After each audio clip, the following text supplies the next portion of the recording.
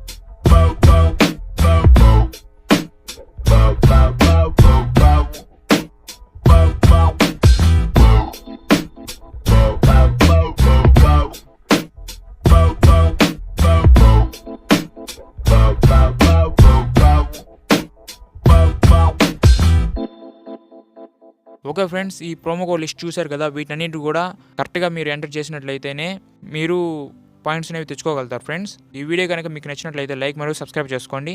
Thanks.